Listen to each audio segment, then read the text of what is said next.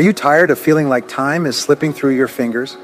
Do you find yourself constantly overwhelmed by tasks, yet never truly accomplishing what matters most? If so, you're not alone. In today's fast-paced world, it's all too easy to fall into the trap of wasting precious time on activities that yield little to no value. But what if I told you that you have the power to reclaim control over your time and create a life filled with purpose and fulfillment? What if I showed you that by making a few simple changes, you could break free from the cycle of busyness and start living each day with intention and clarity? Today, we embark on a journey to explore the art of time mastery, the art of stopping wasting your time and instead using it wisely to create the life you desire. From procrastination to distractions, we'll uncover the common pitfalls that rob us of our most valuable resource and learn how to overcome them. So, if you're ready to take back control of your time and unlock your full potential, join me as we discover the secrets to stopping wasting your time and start living with purpose, passion, and productivity. Everyone wants to be successful, and you achieve success by solving problems for other people.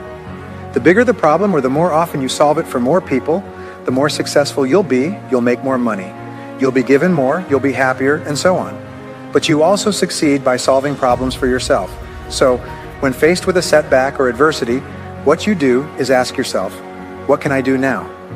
What is my next step? How can I solve this? What can I do more or less of?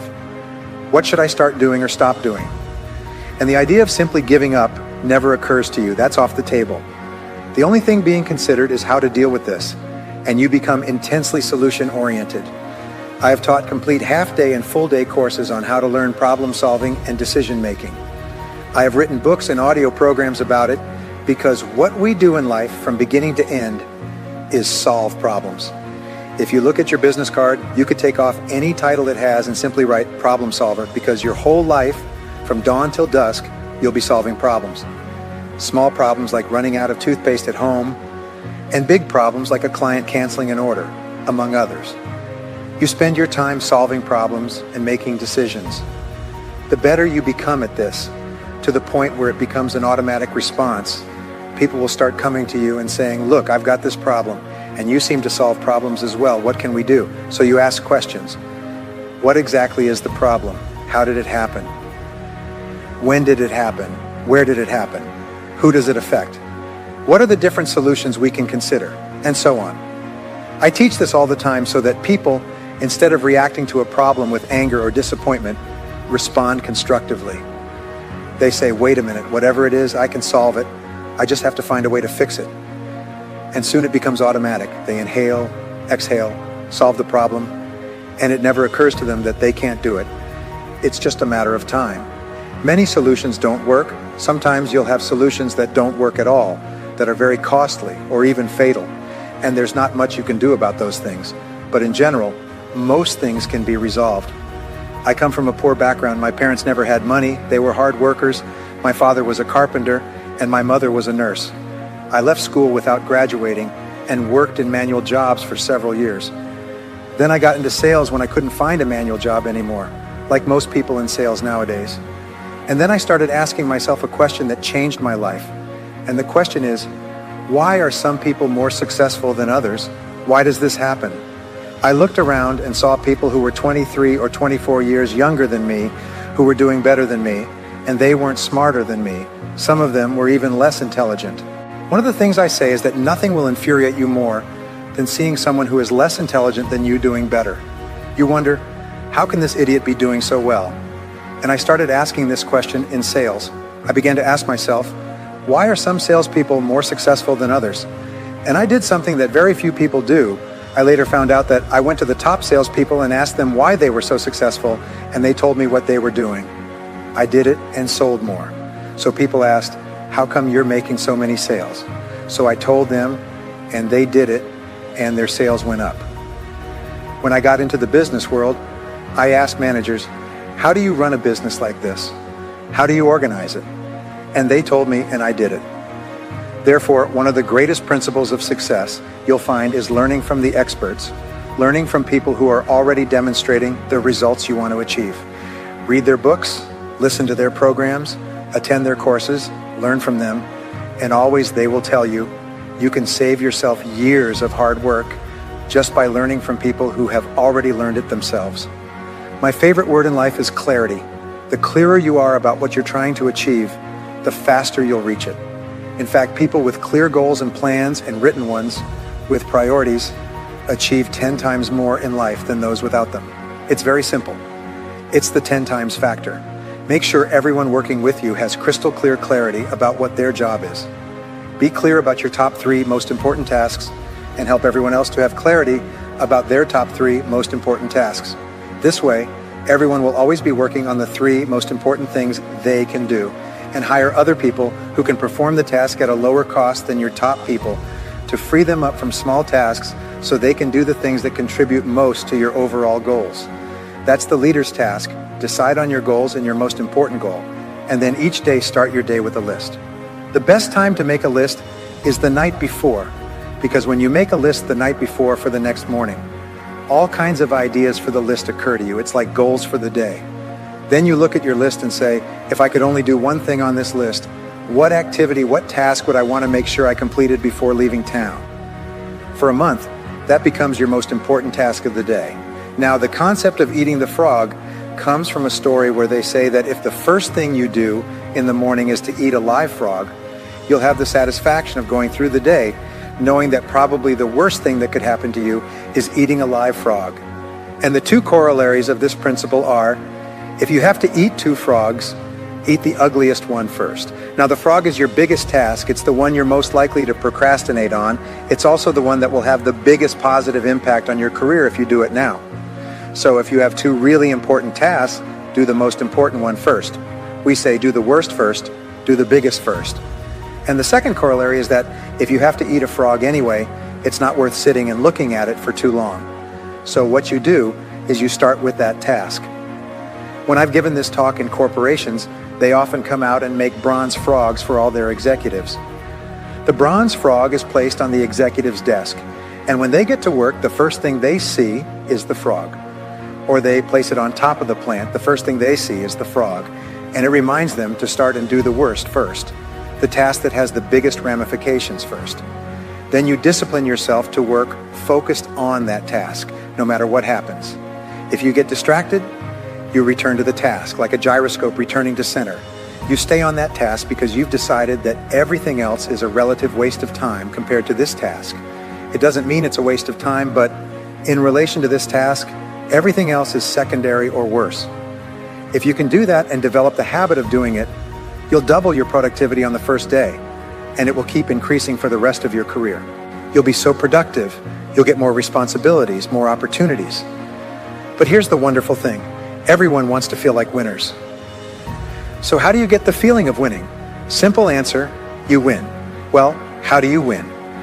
Well, you cross the finish line first. Now, fortunately, in life, what successful people do, and I learned this after many years, is so important. They set goals for themselves that they can't cross. So if you complete a task of some value, it's like winning a little, and you feel like a winner. You start, you work, you complete the task. Even if all you do is wash your car and clean the interior, you step back, you feel happy because when your brain releases endorphins, and endorphins are called nature's happy drug, and they make you feel happy. Your self-esteem goes up, your self-confidence increases, and you feel happier and friendlier. You're actually a more charming person, believe it or not. When you set up a task and complete it, you feel like a winner, your endorphins go up, your self-esteem improves, and your self-confidence increases. Now, if you have a to-do list and choose to do your most important task and complete it, you experience an emotion called endorphin rush. Your brain releases endorphins that flood your system and make you feel euphoric. You almost laugh out loud. You're happy, your heart rate goes up, you're smiling. Sometimes you stay and work late into the night to complete a task, and you do it at 2 or 3 in the morning, even though you should be exhausted. You're happy, you can't sleep. You walk around, watch TV because you feel great. So what winners do is recreate this feeling over and over until it becomes a habit. They recreate this feeling over and over until it becomes a positive addiction. Now, positive addiction is a very interesting topic.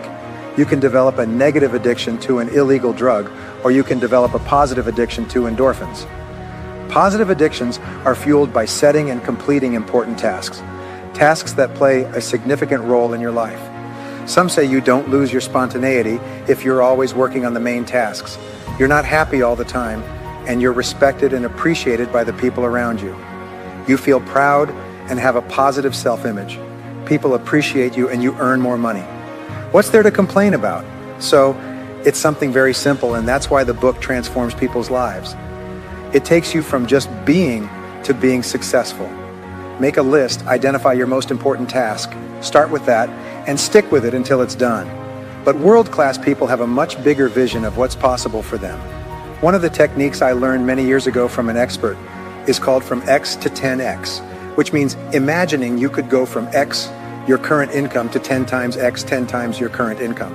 And your first response to that is that it's completely absurd. There's no way I could increase my income 10 times, it's not possible. Then I'll ask the audience, is there any chance you could increase your income 10 times over your lifetime?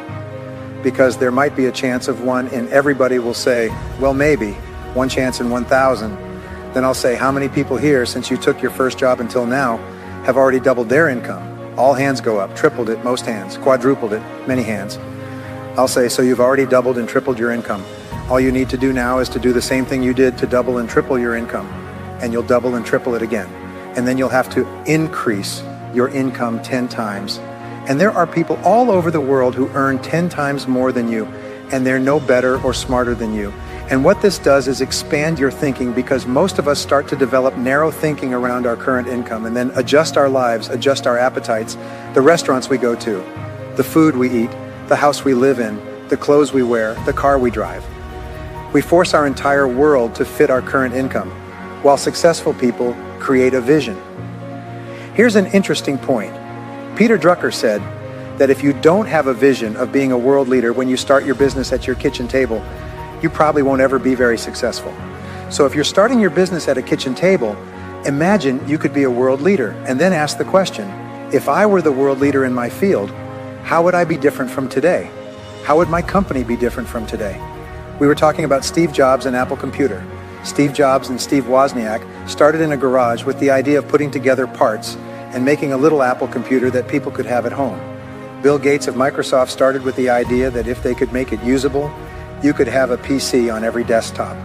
Now, as we reflect on the visionary insights of leaders like Steve Jobs, we're reminded of the transformative power of taking that first bold step towards our aspirations. Jobs' audacious vision of a personal computer in every home revolutionized the way we live and work, despite initial skepticism from industry giants. Indeed, Jobs' relentless pursuit of innovation serves as a poignant reminder that greatness lies just beyond the confines of our comfort zones. As Brian Tracy aptly puts it, the first step is often the most daunting. It's the leap of faith that propels us out of familiar territory and into uncharted waters. Yet, it's precisely this willingness to embrace discomfort that paves the way for exponential growth and boundless possibilities. Like a chick breaking free from its shell, each step forward builds momentum, fueling our confidence, creativity, and resilience. So, as we embark on our own journey of personal and professional development, let us heed the wisdom of visionaries like Jobs and Tracy. Let us embrace the discomfort of the unknown and take that pivotal first step towards our dreams, knowing that it is the catalyst for unleashing our full potential and reshaping our reality. And this is what sets successful people apart. They have a great idea of what is possible, and then they take the first step. When I started studying self-made millionaires in my 30s, because I realized that I had always wanted to be a millionaire but had never studied them, 8% of self-made millionaires, when asked how they became millionaires with all the competition, said hard work. Hard work is the most important thing, they said. That it's not a miracle, that they weren't smarter, that they didn't get good grades, that they didn't come from a wealthy family, but that they were going to work harder than anyone else. And that was their basic personality. Anyway, work harder than anyone else. And I've never found an exception to that all over the world. In every language and culture, successful people work harder than the average person, and very hard. The average successful person works 6 days a week, 59 hours at the beginning of their career, sometimes 7 days a week and 80 hours. But the average is 59 hours, 6 days a week. I was listening to an interview with a very successful Hollywood entrepreneur, and the interviewer asked him, "What do you do on weekends or in your spare time?" And he said after a pause, "I don't know any successful person who works less than 6 days a week. Everyone works on weekends. That's what successful people do. There are also long nights, and unfortunately, many people were never told that if they want to be successful because everyone wants to be successful and no one is better or smarter than them, they have exactly the same skills. Just like you can drive a car, you can succeed, you can become rich. These wealthy people are people who simply worked harder than the average person and worked harder for a long time. All negativity in your life, all failures and frustrations, all negative emotions come from your lack of acceptance of responsibility. If you look at our political problems, our welfare, and our problems around the world today, you will find that at the heart of it are people who will not accept responsibility, blame someone or something else for their problems. And if you do that, you must first realize that it is not true. You are responsible for your own life. No one points a gun at your head and forces you to do or not do something. Accept responsibility. Don't blame other people. I teach my audience in my 2-day seminar to repeat, I am responsible, I am responsible, I am responsible. And to have absolutely no resentment, blame, anger towards anyone or anything else, because all it does is consume you. It devours you. So you will find that many people only think about other people who have hurt them or done them wrong and need to be punished and so on. And you've already heard me talk about how never to think about other people in negative terms because it hurts you. It's like hitting yourself in the face with your own fist. As we draw this journey to a close, let us reflect on the profound insights we've uncovered and the transformative changes we've embraced. From the moment we set out, we confronted the pervasive habit of wasting time head on, determined to reclaim our most precious resource. Now, armed with newfound knowledge and empowered by actionable strategies, we stand on the threshold of a new beginning, a life where each moment is cherished and every action is purposeful. No longer will we allow the sands of time to slip through our fingers. Instead, we commit to seizing each day with intention and gratitude. But our journey does not end here. It is merely the beginning of a lifelong practice, a commitment to prioritizing what truly matters and living each day to the fullest. So as we bid farewell to old habits and welcome the dawn of a new era, let us carry with us the unwavering determination to stop wasting our time and start embracing the boundless opportunities that await. Thank you for joining me on this transformative journey. May your days be filled with purpose, productivity, and profound moments of joy as you continue to make the most of your time and create a life that truly reflects your deepest desires.